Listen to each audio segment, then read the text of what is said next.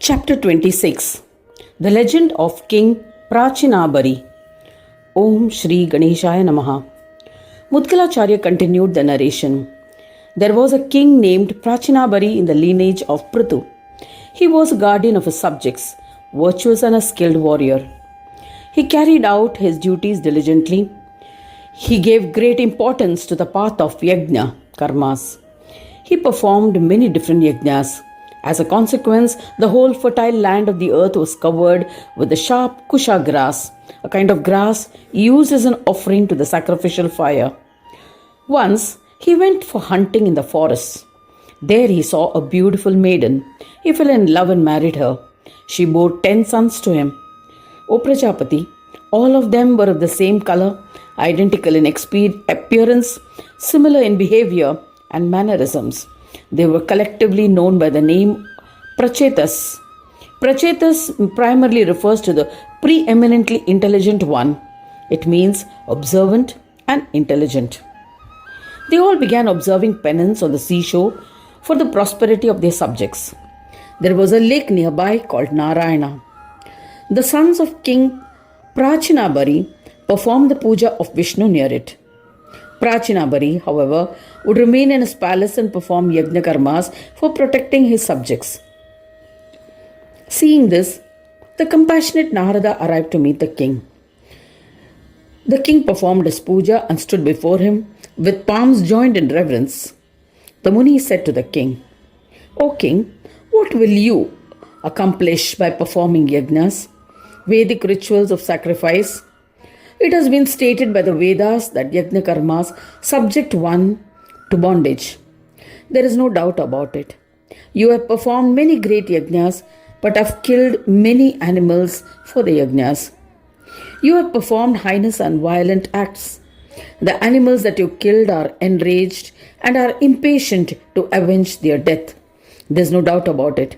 You have become old now. It's time to retire from the path of karma and adopt the path of knowledge, casting aside the roots of the path of karma. Karma marga is one of the 3 paths to liberation. The other 2 paths are jnana marga and bhakti marga. By following the path of knowledge, the seeds of karma are destroyed. Hence, in order to reap the rewards of his karma, he will not be trapped in the cycle of birth and death." Mudgalacharya continued the narration. Hearing and comprehending the words of Narada, the king was bewildered. He humbly replied to Narada, "O eminent Muni, I am only aware of the path of karma. I am certain that if a being needs anything, he must earn it by performing deeds or karmas. Please impart the knowledge that will destroy the roots of karma. O merciful one, please guide me on the path which will redeem me from this ocean of worldly existence." Narada listened to his reply and realized that the heart of the one devoted to karma had been purified by karmas. He replied, "Know that jnana is none other than yoga. Yoga means visualizing everything as non-dual, realizing that all that exists are the different manifestations of the same principle. It is only through yoga that a yogi will be absorbed in the divine Brahma and become one with him." O king, the Shastras explain that Ganesha resides in the heart of our body in the form of a reflection. He is a form of Jiva, individual soul in the shape of the body. O illustrious king, the 5-fold tendencies of the Chitta are Kshipta, Mudha, Vikshipta, Ekagraha and Nirodha. When the mind is temporarily fixated on anything, this faculty of the mind is called as Kshipta. In the Kshipta state, the rays of the mind are scattered on various objects. It is restless and jumps from one object to another. When a person possessing a Kshipta Chitta cannot decide what to stabilize on and holds a different perception in his mind, then such a faculty of mind is considered as Mudha, dull and forgetful. When the mind of the human yearns for liberation from the cycles of birth and death, impatiently desiring for attainment of the supreme Brahma, it becomes disinterested in the materialistic world, such a chitta is described as Vikshipta. Vikshipta is the mind which is occasionally steady and at other times distracted.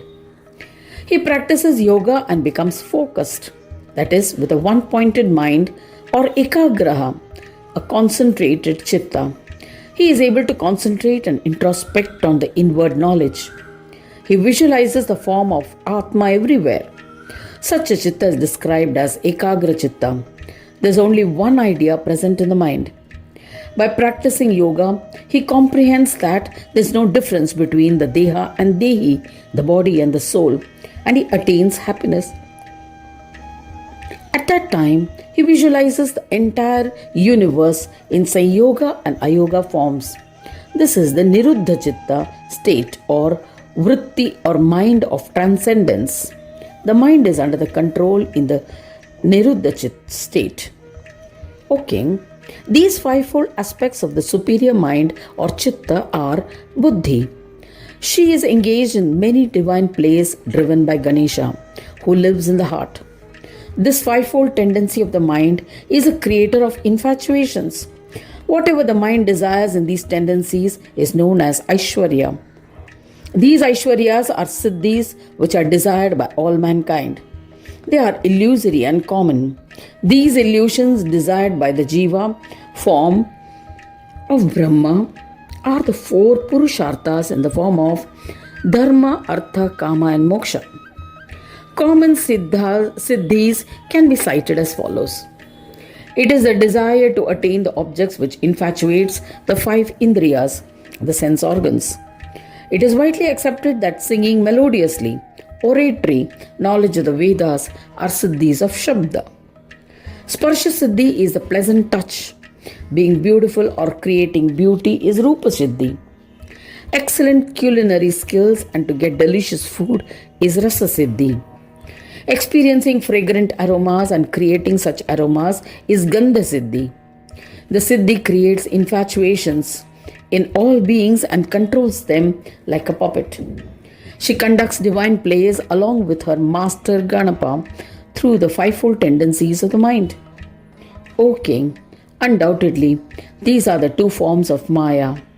The Maya in the form of knowledge or intellect is referred to as Buddhi. Maya in the form of Aishwarya is referred to as Siddhi. Ganesha exists within them as his reflection, is referred to as Jiva, the individual soul, and is an illusion. O King, this reflection of Ganesha is endowed with Maya and craves for the happiness of Maya. He is the form that enlightens the heart which is enticed by Maya. He is also the one who enlightens the five Chitta Vrittis. The five tendencies of the mind exist because of him. Hence, Ganesha is referred to as Chintamani. The body is of four types: the gross, subtle, possessing equanimity, and the form of sound, Nada. These are absorbed in the Bindu form in the end. O King, the Dehi, one living in the body, that is, in the body, can be comprehended as Soham, which is none other than Brahma. Though he is one, he appears as four types. This is an illusion. The Vedas have explained that when Brahma undergoes Swata Uttana, awakened to creation of its own accord, he appears in the Deha as Dehi. Thereafter, Brahma that resides is endowed with bliss when one realizes that the Deha form is not Brahma. As the sufferings endured because of the Deha are not experienced, Parata Uttana, awakened by another, from their Sanyoga or union of Swata Uttana and Parata Uttana, it forms the Absolute, is created the Swasamvedya Brahma, who divides into the five types of Brahmas. They are Shakti or Asat Brahma, Surya Sat Brahma, Vishnu or Sama Brahma, Shiva or Neti Brahma, and Swananda Ganesha.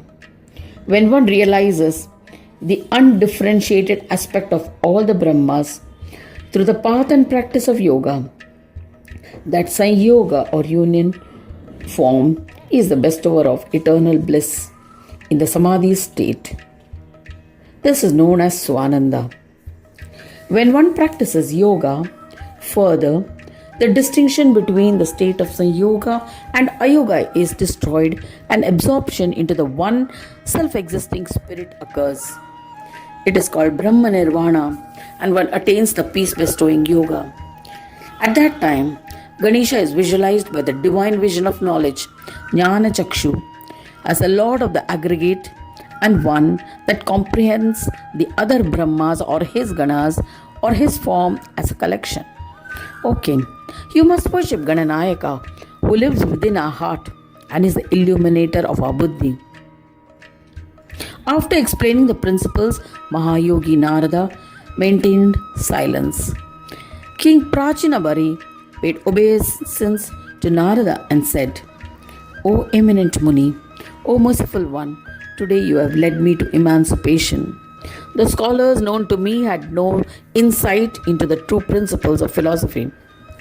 Narada, who lived as he wished and was always happy, contemplated on Ganesha, set off playing the veena, and he disappeared.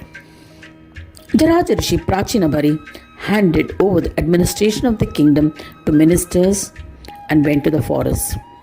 There he meditated on Ganesha. He followed the advice imparted by Narada and practiced yoga step by step. He became a Ganesha yogi. In the end, the king merged with the form of Ganesha Brahma. Hence, he is considered the most eminent of all kings as he had attained absorption into Brahma. He became Brahmabhuta. Anyone who reads or listens to the legend of Rajarishi Prachinabari will become absolved of all sins and will be blessed with all that he desires. Thus ends the 26th chapter titled Legend of King Prachinabari. In the second Khand of the Purana Upanishad, Sriman Mudgal Puran describing the legends of Ekadanta, dedicated to Sri Gajanana. End of chapter 26.